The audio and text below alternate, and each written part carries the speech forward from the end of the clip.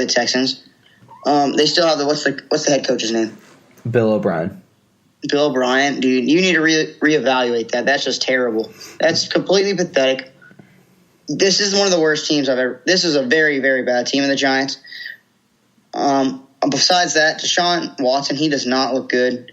That ACL injury really took its toll on him. I mean, he's a mobile quarterback, and it's really taking a toll on him, and he can't really find his rhythm. And I feel bad. He's not getting the offensive line protection, and it's not helping him. And I'm really worried they're going to ruin Deshaun Watson. He's a winner, and they're taking everything out of him. I think Deshaun Watson is going to be the next Russell Wilson, and the fact that he's a talented guy. It takes him a little bit to get into the flow of games, but he always shows up and does things, in the second half and stuff. He's one of those where every single play it looks like he's having to try to create something from a broken play. And like you said, he doesn't have the protection he needs. What he's done so far this year, I don't think you should take away from him. He was incredible last year, the 6th game he played. It's normal to have a little bit of a dip, but he's still playing well. He's just having to move around. He's always throwing on the run. He is literally like a second away from getting sacked every single play, and it's just you can't win with that. I agree. I think I'm just really concerned that he's never going to hit his potential because of that offensive line. And he's a winner. He is a winner. Yeah. That kid's a gamer. He has him and Baker, they have the same kind of complex where they just win the big games. They did the same thing in college. You don't have to call them the most talented quarterbacks, the best arms, but they plays. They find the open receivers. They have the smarts. They really love the game. They have the winning complex. All right. So Giants get a good victory there for them, especially. And we're going to move on to the Battle of L.A., the Chargers versus the Rams. And I've said it before. I'll say it again. The Rams are the best team in the NFL this season. They have so much talent. Jared Goff does everything he needs to do. Their defense is stout. Their offense is incredible. I think the Rams should be what people are fearing. I think they're going to win the Super Bowl. I agree they're the best team in the NFL. I do not agree that we need to fear the Rams just yet. I'm not sold on Jared Goff. I think that defense is beatable with a good offensive line. They beat L.A. They beat L.A. I thought the Chargers were going to be a lot better. I was expecting a much stronger effort out of their defense. Didn't see it. I do believe they're the best team in the NFL, but I wouldn't fear them just yet. I think they're very beatable. And it's kind of about all I have to say about the Rams. Yeah. I will say plus to Melvin Gordon. Melvin Gordon has been a monster this year. Yeah, he has been. Rams Thursday Night Football, though. We got Rams Thursday Night Football. They have a very beautiful jerseys they're pulling out for Thursday night. They got the old school yellow and blues. Greatest show on turf. Who cares? I don't even know what happened with that team. Definitely didn't do anything memorable. No, you can't remember them either. All right, so next up we have Chicago at Arizona, which was supposed to be a runaway game from Chicago. And we got some news. Arizona has named Josh Rosen as their starter. So Sam Bradford taking the back seat. Chicago ekes out a win in that one, 16-14. Arizona does cover, though. I do have a lot to say. Not too much to say about this. I do want to talk about the Josh Rosen thing. Mm-hmm. Josh Rosen, those 2 drives he got, he definitely looks like the most underprepared or the least ready, NFL-ready quarterback. I was surprised he got the drives. First-round draft class. Yeah. What's that? I was surprised he got the drive. Sam Bradford had a really good first quarter, not so great later, but I was surprised that they put in Rosen. Especially against Chicago. Yeah, I didn't understand that either. That's a really awful thing to do. He was taking hits. He looked uncomfortable. It took him at one point, there was like they had 1 minute left in the game. It was probably around 40 seconds. It took him about 20 seconds to get a play off. Yeah. When you just got to go. Mm-hmm. You listen to like the headset, you could hear him like put the hands on his helmet trying to hear. He wasn't thinking. ready. It was He's completely ridiculous to put him in that position. It was bad. He looked so underprepared. The arm strength wasn't there. He didn't look good. It made me – I thought Josh Rosen looked terrible there, and I felt bad for him because I don't think it was his fault. Yeah, I think this is one of those times where if you're a quarterback who has it, you make something happen. And I don't know if Josh Rosen has it, which does not mean he can't have a career, because plenty of quarterbacks are game managers that end up doing very well in the NFL. But it looked like to me that being put in the pressure cooker like that he doesn't have it, and maybe might not be the solution to the future. I don't agree with that. I think they should have stuck with Sam Bradford for the rest of the year. I don't think you should have thrown him into the fire. I think if you give him a year of time, a year behind Sam Bradford, he'd be ready, build up this team, give him the offensive line he needs, and let him work with it. I mean, he has David Johnson, one of the best running backs in the NFL. That he hasn't been able to do anything. That offensive line is so terrible. Yeah, that Cardinals team is in a lot of disarray. And I think Josh Rosen's in a terrible situation. He got the worst situation, worse than Darnold and the Jets. Darnold and the Jets are at least doing something. Yeah, and that's hard to do. It's hard to do worse than the Jets. Yeah, it's disappointing for Arizona too, just having Fitzgerald kind of at the tail end of his career, a talent that's been wasted. David Johnson looks to be like a talent that's being wasted. But I do think that, I mean, I don't blame Rosen at all, but I do think this is one of those situations where some of the times those quarterbacks who have it. I just don't know if Josh Rosen has it. Yeah, I'm not counting it out yet. He did not look good. Look good, but I'm not counting him out yet. All right, we'll move on, and tell me right now if you want to skip this next game, Dallas versus Seattle. Yeah, we can skip this if you want.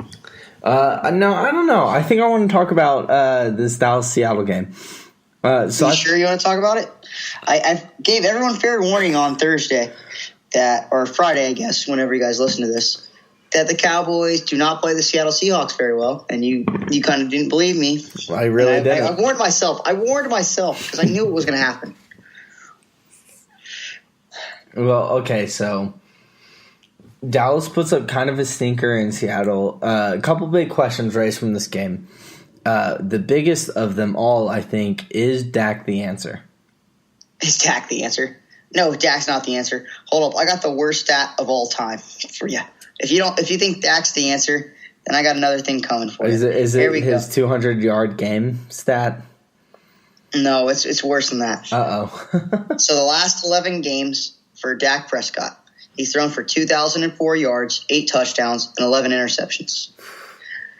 In the 2015 season for the Dallas Cowboys, when they had Brandon Weeden, Matt Castle, and Kellen Moore splitting starts, the Cowboys threw for 2,262 yards, 11 touchdowns, and 18 interceptions. Oh, wow. Yeah. You think there's an issue there? Do you think there's a guy that is doing broadcasting right now that used to play for the Cowboys that you'd rather have? I would love to have Tony Romo. I don't know if his back can still handle it. Oh, I was talking about Jason Witten. Oh, no, Jason Witten. I'm kidding. He can still go bang it out. That's not an issue. I know he can bang it out, but he needs to call it quits. He's been doing it for too long. So Tony Romo kind of dumped this guy for Dak Prescott. Now, I think a big part of this is offensive line might not be as good as years past. Defense definitely not as good as years past. Matt, I'm going to tell you straight how it is. Okay. Offensive line, we're missing an all-pro center. We're missing Travis Frederick. He's dealing with a sickness, injury kind of thing. It's a sickness, it's really holding him back, and he can't play, and it's really, really, really affecting us. We have a great offensive line, but that offensive line is really killing us, and they're blitzing, they're setting heat, and Dak really doesn't know how to slide the protection, call out the mics. That's a big one. The second thing is, I think the defense is fine. I think the defense is actually one of the better defenses we've had in a long time. We had another big issue today. Sean Lee got hurt again. Mm-hmm. Wow, I'm sure you're surprised. Sean Lee's got a hamstring issue. Van Der Esch is going to have to fill in. The biggest thing on defense that I think the one guy I'm really mad at on defense is Randy Gregory. Randy Gregory's played, I don't even know how many games, in 3 years.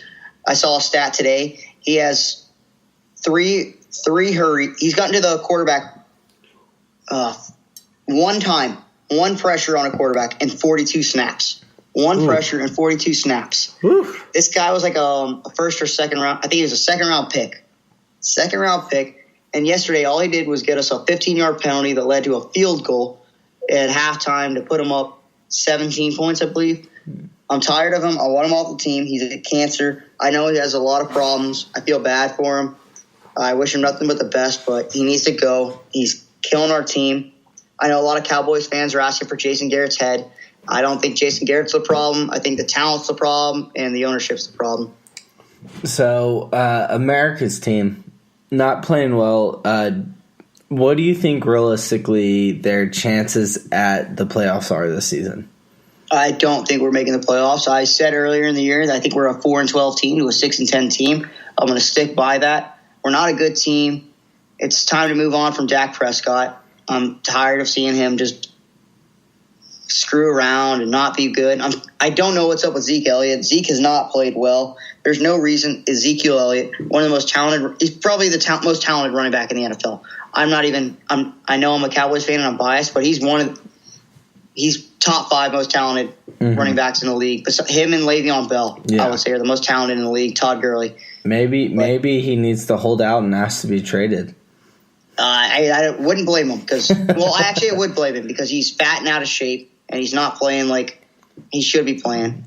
To be fair, I think Zeke just has one of those fat faces. I don't think he's out of shape. I think he just has a fat face. He's out of shape. He's out of shape. He had a decent end of the game stats, but he fumbled the ball in one of the critical possessions of the drive. But whatever. Yeah. Well, the other thing I'm really upset about is the Earl Thomas situation. Mm-hmm. When Earl Thomas begged to be traded to the Cowboys, he came out of his way, ran to the Cowboys locker room, asked Jason Garrett, "Hey, Jason Garrett, trade for me. Come find me. Come get me. I want out of Seattle. Come get me." You know what he does? 2 interceptions, taunts our bench after the second interception, kills us. And I'm like, well, yeah, if we struggle at safety anyway, we go get him. There's no issue. Yeah. Well, not a great game for Dallas, to be fair. Interesting game for Seattle. I was surprised that not more pressure got played on or put on Russell Wilson. Yeah, their offensive line stepped up and our defensive line did nothing. Yeah. It's going to help them. Our defensive line hasn't played bad the last few weeks.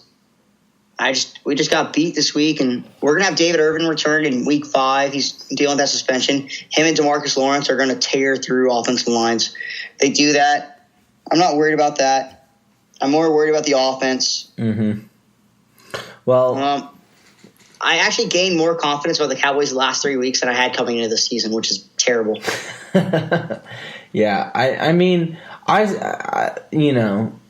we at the beginning of the season we weren't thinking that they were going to be one of the better teams, and it has appeared to be that way. But I still think it's one of those things. It's hard for that team to play from behind, and that team needs to get a lead and they can keep a lead. I think that's the problem. I agree, 100% agree. The only positive note I have about this is at least I don't have to worry about the playoffs, knowing that we're going to get eliminated in the first game and thinking this year is going to be any different. I don't have to deal with that this year. That's a positive. Yeah, we can have me on that when the Titans lose in the first round. But that's fair. That actually wraps up our NFL week. I know this was kind of a behemoth of NFL recap, but that wraps it up for that. It was a big week, a lot of upsets, some interesting points, especially with the league and penalties that probably need to be addressed. And I think we're going to next get to football at the collegiate level. We're going to talk about it because there was a lot of big college games on this week. All right, we're here. We got college football time. I'll be your host, Mikey Corso. Matt, Oregon, Stanford. Oregon doesn't know how to take a knee. Oregon had this game won in the Austin Zoo. I don't get it. Just take a knee. All you have to do is take a knee, run out the clock, and put it at 10 seconds. Then maybe you have to punt the ball away. What the hell is Oregon doing? How many times has this happened where